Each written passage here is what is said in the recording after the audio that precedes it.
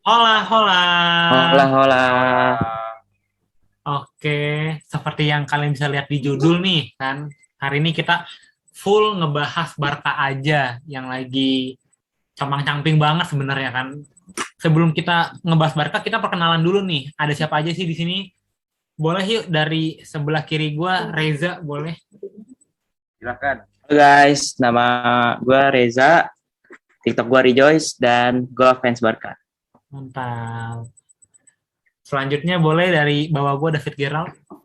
Oke, halo guys, nama gue David Gerald, TikTok gue tidak percules. Bantu follow guys, udah mau 20.000. Wih. Barengan ngap. Selanjutnya dari kirinya David Gerald, boleh Sarah. Perkenalkan, nama Oke, saya Sarah Darmawan. Hari ini kita bakal ngebahas Barca dan pertama kali yang mau gue bahas adalah kalian semua pasti tahu bahwa rentetan hasil buruk Barca musim ini tuh cukup banyak gitu. Gue bacain statsnya itu selama musim ini Barca baru main 8 kali dan cuma menang 3 kali. Yang artinya menangnya tuh nggak ada 50% sama sekali kan. Dan hasil buruk itu diterima dari lawan Benfica 3-0, Benfica yang menang itu hasil yang terhangat. Ada lawan Cadiz 0-0, lawan Granada 0-0, lawan Bayern 3-0, lawan Athletic Bilbao 1-1 dan sisanya menang ya. Lawan Sociedad menang 4-2, lawan Levante menang 3-0 dan lawan Getafe menang 2-1. Nah, menurut kalian dulu nih, kenapa sih hasil buruk itu bisa terjadi? Boleh dari Reza. silakan. Ya, oke, gue ya. Oke guys, jadi yang pertama menurut gue Barca menjadi flop permainannya itu ya karena uh, bisa dibilang 80% itu pemainnya itu baru ya guys ya. Jadi kayak Frankie De Jong, Pedri, Des, and Gavi apalagi paling baru. Terus yang kartu merah 2 kali siapa tuh namanya? Gary Garcia. Nah, mereka itu kan pasti udah muda-muda, udah terus udah gitu baru terjun di squad squad gitu dan langsung masuk ke UCL. Nah, itu sih selain Kuman nih ya. Gue bentar dulu deh Kuman. Dan mereka kan mungkin masih mereka kan masih ini sih ya, mungkin new gitu ya. Mungkin Ansu Fati yang oke itu cuma Ansu Fati, terus si siapa tuh Demir. yang Demir. Demir boleh lah, boleh. Demir, oh Demir ya ya boleh boleh. Terus yang back siapa Araujo, wah boleh lah Araujo udah jadi benteng gitu ya. Terus kalau misalkan yang senior itu kan cuma bisa nge-backup ya, mereka tuh kayak Busquets, Pique, Jordi Alba, Sergio Roberto itu mereka kan cuma bisa ngebantu lini ya. Jadi mereka tuh kalau dulu kan mungkin masih ada Neymar, Messi, Suarez, Rakitic apalagi kan mereka jadi terbantu, udah mereka jago terbantu kan. Nah kalau menurut gua faktor pertama itu sih. Dan masuk ke faktor pelatih, faktor kedua mungkin si Kuman lagi sial aja sih menurut gua. Terus kemarin mungkin dia rekrut sana sini tanpa ngelihat belakangnya kayak gimana, kayak Luke De Jong, Kang buang peluang ya kan. Terus dilihat-lihat dengan menyatakan statement Luke De Jong lebih dari Neymar lah, ini itu udah musuh apa banyak trouble sama pemain kayak Ricky Puig lah ya kan. Ya kalau gue bilang sih Kuman juga kurang gimana gitu ya sama pemainnya. Jadi ya mereka jadi kurang serak gitu, kurang satu gitu menurut gue. Terus kemarin juga pas lawan itu pergantian itu kan ya squad jadi 3-5-2 ya. Kalau gue bilang itu sih dua faktor itu sih gara-garanya si pemain baru dan Kuman juga lagi kurang serak aja gitu. Menurut lu Jadi salahnya banyak di yang mana tuh bilang 3-5-2 tuh? Emang 3-5-2 kapasitas mungkin. pemain Barca nggak pantas buat main 3-5-2 apa gimana? Yang pertama mungkin karena nggak biasa kan pakai 3-5-2. Terakhir pakai tuh nggak tahu tuh kapan, kayaknya udah lama tuh Nes. Jadi ya unusual aja dan mungkin dia nyoba 3-5-2 itu ke klub yang dikiranya tuh jelek gitu, maksudnya yang bukan kayak Chelsea atau kayak uh, Madrid gitu. Jadi mereka langsung udah nyoba aja 3-5-2 gitu sih cuman taunya 3-0 gitu. Permainan musuh sangat bagus ternyata. Gitu sih Nes gue bilang. Oke. Analisa yang bagus ya.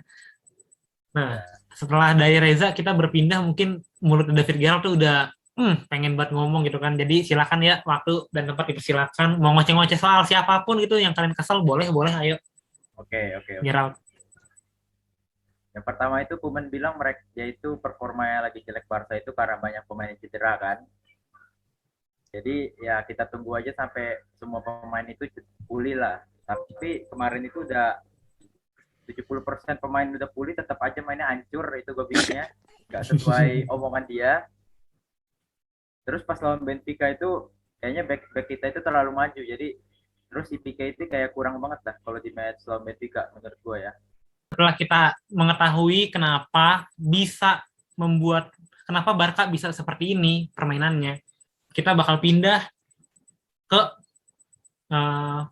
ucapan-ucapan yang tadi disebut sama si Joyce. Kan pemain-pemainnya 80% baru. Tapi menurut lu masih ada yang harus out gak sih? Pemainnya dulu ya. Jangan pelatihnya dulu ya, pemainnya dulu. Oke.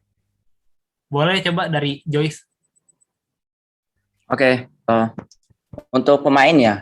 Untuk pemain sih kita kan emang banyak ya pemain rekrutan baru gitu.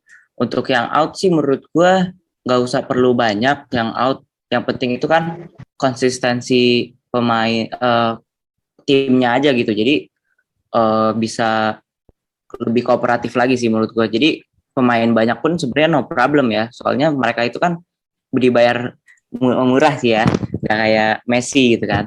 Nah, menurut gue kalau banyak sih nggak apa-apa sih. Cuman untuk itu lebih konsistensi lagi sih. Jadi kayak kemarin tuh Griezmann sama Dipe kan oke banget tuh mereka berdua. Nah itu tuh yang didapetin tuh. Atau enggak kayak Iniesta sama Messi dulu, istilahnya kayak gitu ya. Mungkin kalau sekarang Pedri sama ini Roberto apa siapa tuh Dipe kan long pass terus tuh. Nah itu mungkin bisa di situ tuh. Terus backnya siapa atau siapa gitu. Untuk yang out sih menurut gua siapa ya? Luke De Jong kali out.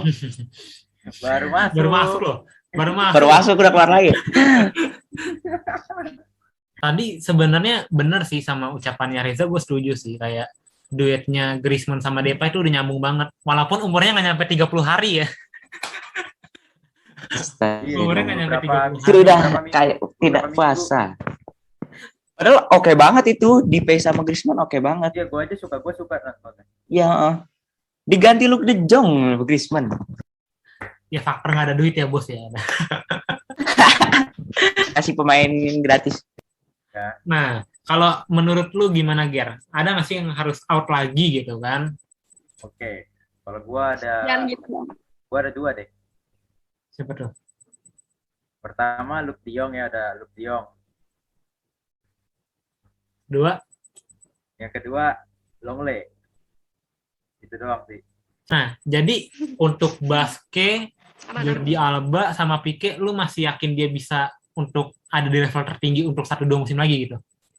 Oke, kalau misalnya mereka tetap mau maksa main di squad inti, nggak bisa sih, kalau harus regenerasi. Tapi kalau misalnya mereka rela untuk jadi penduduk di bangku cadangan, pengen pensiun di Barca ya nggak apa-apa. Oke. Lo ada pendapat lain, Ja? Enggak sih, gue setuju sih kalau misalkan Pique, Jordi Alba dan lain-lain itu masih bisa kedepannya masih bisa lebih better lagi.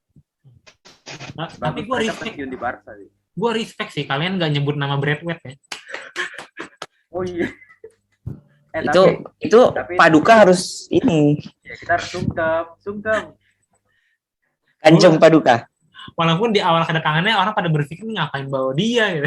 Tapi setelah 2 tahun nggak ada yang pengen dicabut lah, respect.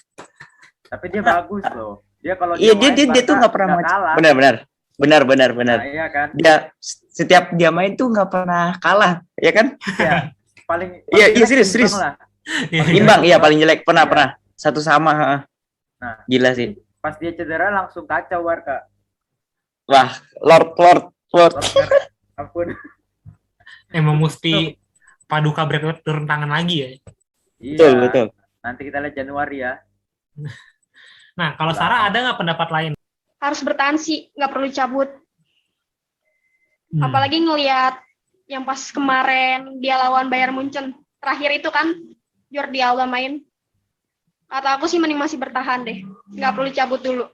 Setelah tadi kita membahas hal yang biasa aja, kita langsung membahas hal yang udah pasti mulut kalian ini gatal-gatal kan pengen ngomong kan. Nih lanjut seperti yang kalian semua tahu, gue bakal nanya Koeman stay apa out menurut kalian dan kenapa? Oke. Boleh dari David Gerald, boleh. Kalau gua Koeman out. Kenapa tuh? Apa ya? Karena dia itu kayak nyanyain Puig aja sih. Menurut Joyce, Koeman out atau stay? Koeman out.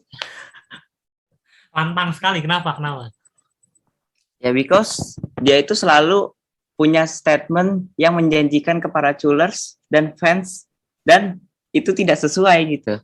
Apa yang paling lu ingat? Dia tuh selalu ngejanjiin apa yang nggak bisa dipegang gitu. Yang paling lu ingat apa? Gua ada yang Ya kayak itulah kayak misalkan bukan kayak istilahnya ya kayak meremehkan dan pasti menang gitu. Itu tuh sering banget. ada satu yang dia bilang, gue ingat banget. Apa tuh? Yang karena saya Barcelona punya masa depan.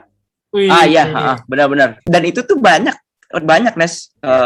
Itu tuh banyak sebenarnya. Cuman kita lupa aja tuh di Twitter sih banyak sih di Twitter. Dia bilang De Jong lebih dari Neymar, ya ampun. Ya itu katanya Luke De Jong lebih berbahaya daripada Neymar. Lebih berbahaya loh, apa? Neymar mainnya udah kayak singa gitu. Ya, Padahal musim mungkin lalu Luke De Jong berbahaya. cuma 4 gol. Berbahaya bagi tim yang dibelanya ya. Aduh. Sumpah. Koeman. Ya, kalau menurut gue itu sih Nes, karena dia mengeluarkan statement yang nggak perlu gitu. Jadi dia tuh kayak seakan-akan pasti gitu, kayak janji, tapi janjinya nggak bisa ditepatin gitu. Jadi ya PHP mulu gitu jadinya kita. Iya. Oke. Karena Gitu aja sih. Jadi gue Koeman out. Karena banyak omong kosong yang nggak perlu ya. Iya itu. Kalian ingin Koeman out. Kalian pengen emang diganti siapa sih yang ideal gitu? Dan yang realistis ya, jangan tiba-tiba Zidane ya, masa Zidane latih Barca, bos? Ya, nggak mungkin. Gue taunya itu doang, Xavi doang. Yang ada rumor. Cuman kalau yang lain gue nggak tahu deh siapa. Mungkin yang kata ini nih gue tahu, yang pelatih Jerman siapa tuh? Hansi Flick. Joachim Löw. Joachim Löw. Oh. Ya, mungkin itu sih gue boleh. Kalau gue pengennya Ten Hag, tapi kan dia bilang dia nggak mau. Ya Roberto Martinez lah paling realistis. Oh, Roberto Martinez. Tapi Roberto Martinez juga sering pakai formasi 3-5-2 loh. Kalau nggak 3-4-3. Tapi sifatnya kan beda, nggak kayak Koeman. Oke. Nah, jadi mungkin kalian pengennya kalau enggak Roberto Martinez yang paling realistis, atau enggak Xavi, atau enggak Joachim Löw. Sarah ada pendapat lain? Pengen siapa sih Sarah gitu? Jajang Nurjaman. Nggak berharap sama siapa-siapa sih, yang terbaik aja buat kedepannya. Siap. Sadap. Singkat padat jelas. Oke. Setelah kita ngebahas pelatihnya siapa, nah dengan kondisi yang sekarang, optimis peringkat berapa di La Liga dan melangkah sejauh apa di UCL? Coba dari Reza dah. Pertanyaan apa ini? Aduh. Kalau La Liga kita pede sekali. Kalau La Liga masih ada harapan cuy. Karena sekarang tuh dari masih serius. Kalau La Liga masih insya Allah masih bisa lah. Asalkan Koeman dikuncin kayak kemarin lagi kan bisa menang. La Liga masih ada hope. Kita bisa nyetak skor 2-3 lagi lah. Optimisnya.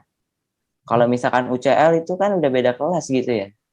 Udah kalau La Liga kan lokal, kalau UCL itu udah world kan, udah dunia gitu. Jadi kalau misalkan UCL itu kalau misalkan bisa masuk itu keberuntungan sekali sih ya. Kalau bisa sampai ke semifinal gitu tuh sangat beruntung sih menurut gua. Kalau dari Sarah gimana? Optimis peringkat berapa di La Liga? Optimis peringkat berapa di La Liga dan melangkah sejauh apa sih kira-kira di UCL? Sama kayak Reja deh. Di La Liga masih berharap, Tapi kalau UCL bener-bener nggak dulu, makasih. Nggak berharap. Nyakitin. Ya, Nyakitin. oke. Langsung coba kalau dari Gerald, peringkat berapa di La Liga, sejauh apa di UCL? Di La Liga gue nggak terlalu optimis, tapi bisa lah, masih bisa lah. Ya kalau paling buruk sih peringkat 4 ya, kalau paling buruk ya. Ya paling harapan sih Copa del Rey ya, itu doang. Ya, Copa del Rey. Yang penting ada gelar ya, seperti Madrid. Iya, yang penting kan gak usah gelar. Super Copa juga nanti kan Januari, kita lihat aja. Tapi kalau UCL ya, udahlah. Jadi Bahkan kalau jadi kali ini kalau peringkat 4 pun nggak kaget itu Barca di peringkat 4 UCL gitu. enggak, kan gue di video yang satu lagi yang prediksi, gue bilang kan bisa aja ke peringkat Maljum pun bisa. Nah, Gak kaget. se nothing tulus itu ya sekarang ya fans Barca ya. Kayak belajar ikhlas ya kok. Setelah kita tahu ternyata fans Barca udah nothing tulus aja, dan fans Barca juga kebanyakan mungkin nggak cuma yang di sini doang mengharapkan Koeman out, dan mungkin kalau diganti juga yang paling realistis sekarang Xavi, dan mungkin pemain-pemain Barca yang lama juga nggak harus dicabutin, nggak harus pindah, karena ya butuh stok dan butuh pemain yang berpengalaman, dan mungkin juga butuh pemain yang loyal karena dia pada mau potong gaji gitu kan. Dan adakah tambahan dari kalian nih? Jangan karbit guys. Jangan karbit. Jangan karbit. Thank you banget kalian yang udah mau join nih. Reza, Sarah, David Gerald, thank you banget. Dan sampai ketemu di konten-konten kita berikutnya. Bye-bye. Nah.